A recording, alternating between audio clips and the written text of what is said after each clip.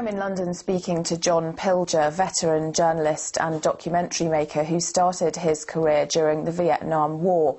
John Pilger, thanks very much for talking to RT. Now, let's talk about modern media in general first, if you don't mind. Recently, the website Wikileaks published tens of thousands of documents relating to the Afghanistan war. What do you think that is the biggest impact that modern technologies had on journalism? Well, I think the Wikileaks exposés look like they might change journalism altogether. If not change it, wake it up. Because what Wikileaks has done is what journalists should have done. You know, here is this dreadful litany of years of disaster and killing and in Afghanistan and in Iraq. And I don't think we've got a sense, certainly we've got a sense of the disaster, but I don't think we've got a sense of the real the political disaster that is behind the human disaster in Afghanistan. That's what WikiLeaks has given us. I think it says to journalists, separate yourselves from the word of authority and start becoming independent. It's an extraordinary moment. And what about the internet in general? Do you think that in terms of news, it's subverting more traditional media like newspapers and documentaries? Yes, I do. And I mean, it shouldn't subvert them, but it is and is doing that. It really should complement them, because you know the internet. My own journalistic habits every day have changed radically. I used to get up in the morning and read all the newspapers, and now I go to my computer and log on, because that's where there's truth-telling, that kind of journalism. I think the agenda that comes through in so much so-called mainstream journalism is something that we can do without now, and the internet has certainly subverted that. You have had a very long career in journalism. Do you think the world is a better place now than it was when you started? Yes, look, things improve. Progress is made in spite of the imposition of unaccountable power on our lives. I think socially, in the way that people lead their lives and make their own arrangements in my lifetime, there's been an enormous amount of progress. That said, there is also an enormous amount of regression. We live in an imperial age again. I mean, that's quite extraordinary. We have a technological version of what it was in the 19th century, with great powers vying for strategic place in the world, resources in the world. We live in an age of what they call in Washington perpetual war, and I'm quoting General Petraeus, permanent war. I mean, that's not progress. That's regression, and that we have to deal with. And staying on that point, what do you think is the best and most painless way for the US and its allies to get out of Iraq and Afghanistan, as so many critics have been calling for? Get out. Just get out. I mean, this announcement by Obama that be the end of the combat mission next year is nonsense. And that's another example of the media simply taking at face value something they're told by authority. In fact, there's going to be something like 94 bases left and 60,000 troops, and a surge, so-called, that is an increase in the number of mercenaries. They call them contractors. So far from getting out, it's consolidating its position in Iraq. And that's what people really should understand. There was a great expression by a great Irish investigative journalist called Claude Cockburn: never believe anything until it's officially denied. We should apply that to all statements like that. And what about the time since Barack Obama's been in power? Do you think that there has been a paradigm shift in America's foreign policy since the Bush administration? No, absolutely not. There's been, I think we can put aside the word paradigm. The paradigm hasn't changed since 1945. American foreign policy runs in a straight line. Goes up, goes to the sideways, goes down a little bit, but basically that line runs, that trajectory runs unerringly in one direction. And what Obama has done is simply pick up all the policies of Bush and pursue them. I mean, for example, for the first time in US presidential history, and hasn't happened before, a president has taken the entire Defense Department, bureaucracy, and the Secretary of State for Defense from a previous administration, a discredited one.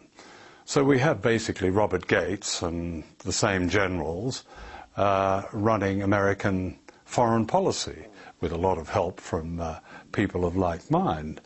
Another war has really begun in Pakistan, also in Yemen and Somalia, with other interests in Africa. Obama has accelerated Bush's policies. You say American foreign policy hasn't really changed since 1945. You were already reporting during the Vietnam War. What's the difference between the wars in Vietnam and in Afghanistan? In principle, there is no difference. They're both guerrilla wars. They're both resistances opposing an invasion. They're both becoming, Vietnam became a disaster for the Vietnamese people. 2 to 3 million of them perished, and a smaller disaster, but a considerable disaster for the United States. The same thing is happening in Afghanistan. The same thing happened in Iraq. I would have thought the closest analogy, and your viewers will appreciate this, is with the Soviet invasion of Afghanistan in 1979, because the enemy is pretty much the same, the so-called enemy. The resistance is the same. You know, that the world's other superpower could not subdue Afghanistan in 10 years is surely the most incandescent lesson for the world's surviving superpower, which is trying to do the same thing. Talk to me about America's increasingly complicated relationship with Iran. There are now, they've refused to rule out sanctions, and there's talk of military action. What do you think is the solution to Iran's nuclear program? Iran doesn't threaten anybody. It doesn't have a nuclear bomb. If you look through all the International Atomic Agency reports of the last 7 years, they're saying basically the same thing. Constant negotiation with Iran. In the midst of this, Iran wrote to the Iranian government wrote to the American administration and put a series of proposals. They didn't even get a reply. Look, Iran was, under the Shah, Iran was a pillar of the American network, the American empire, if you like, in the Middle East. That was swept away in 1979 when there was an Islamic revolution. And it has been American foreign policy to get that back. Now, at the same time, Israel, which is part of the American, is really an American base, it's a part of American foreign policy, has tried to provoke the United States into attacking Iran. It has absolutely nothing to do with so-called nuclear weapons.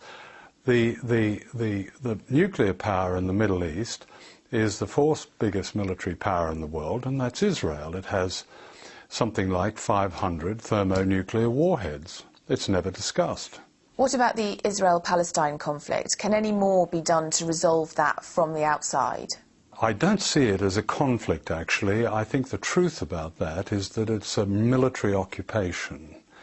And first of all, international law has to be respected. And the Israelis have to get out of the West Bank and end the blockade in Gaza. It's ending that military occupation. Suggesting it's a conflict suggests a kind of war between two factions. International law is on the side, squarely on the side, of resolving this matter. And it's about negotiation.